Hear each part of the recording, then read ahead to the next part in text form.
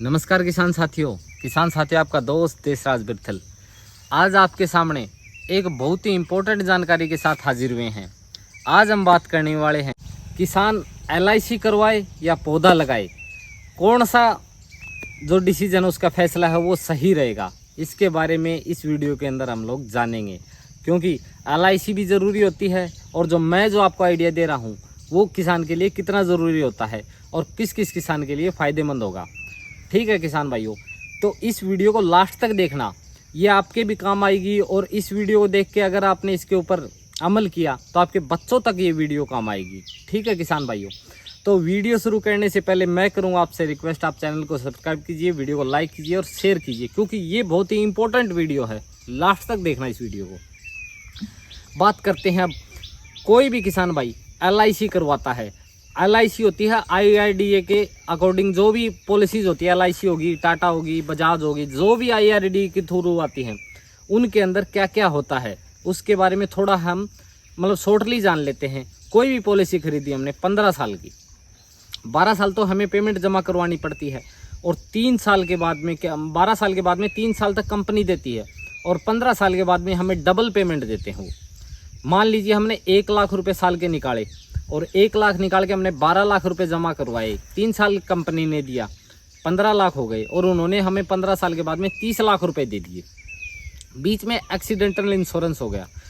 तो कोई भी किसान अगर 1 एकड़ 2 एकड़ 10 एकड़ का फार्मर है और जो ट्रेडिशनल फसल करता है, उसके लिए वो 1 लाख रुपए बचा पाना और साथ में बच्चों की पढ़ाई फीस कितना दिक्कत होती है, पूरी साल के लिए वो बचाता है। फिर वहाँ पे क्या करता है, वो 1 लाख रुपए जमा करता है 12 साल तक लगातार। जब 30 लाख रुपए हमें मिलेंगे 15 साल के बाद में, तो क्या उन पैसों की वैल्यू उतनी रहेगी?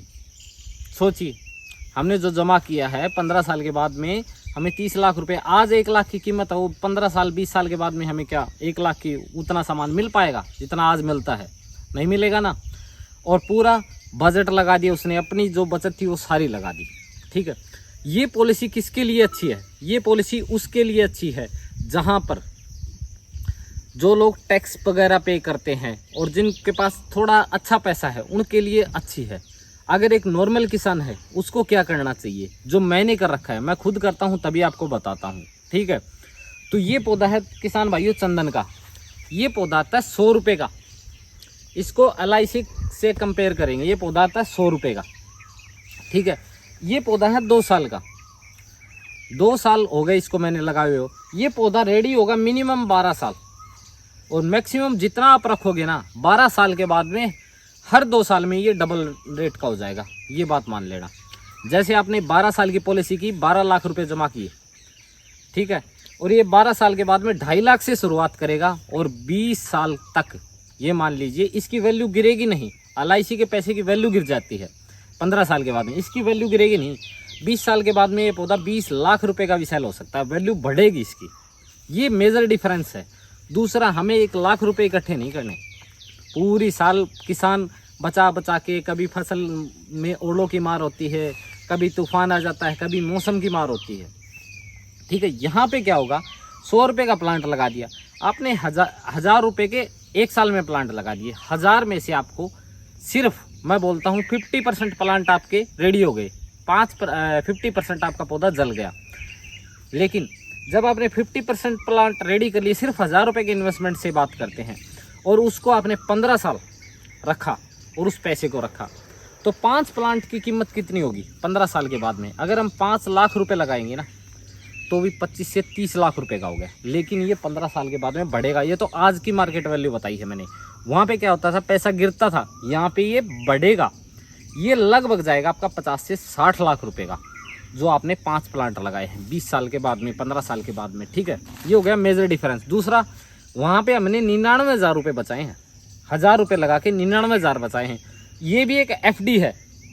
और साथ में जो अभी गर्मी का कहर आप लोग देख रहे हो, 52 डिग्री तक टेम्परेचर गया है, सब कुछ, ये मान लीजिए AC भी फेल हो गई, कूलर भी फेल हो गया।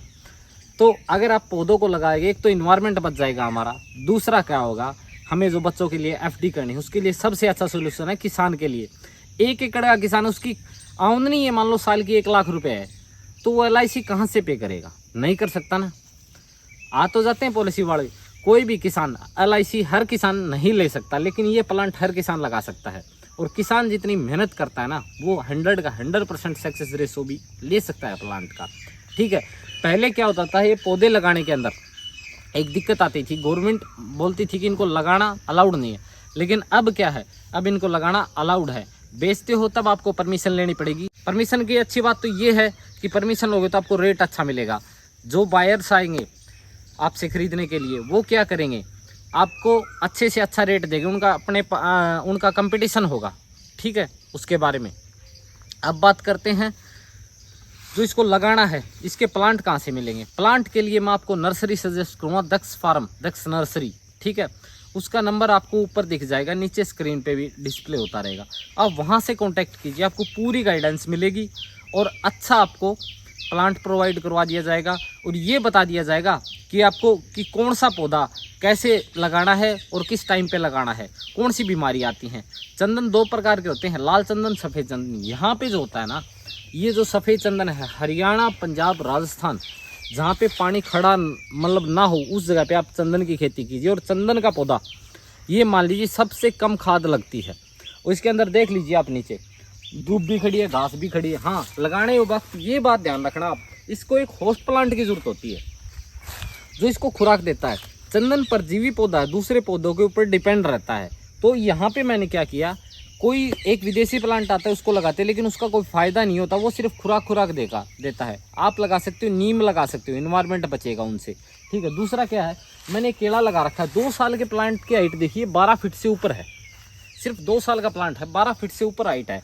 और केला क्या होता है, 2 काम करेगा, एक तो आपको इसको खुराक देगा, दूसरा क्या होगा, दीमक नहीं आने देगा। अगर आपकी ज़मीन में दीमक की शिकायत है, उसको ये प्रोटेक्ट करेगा 90% तक।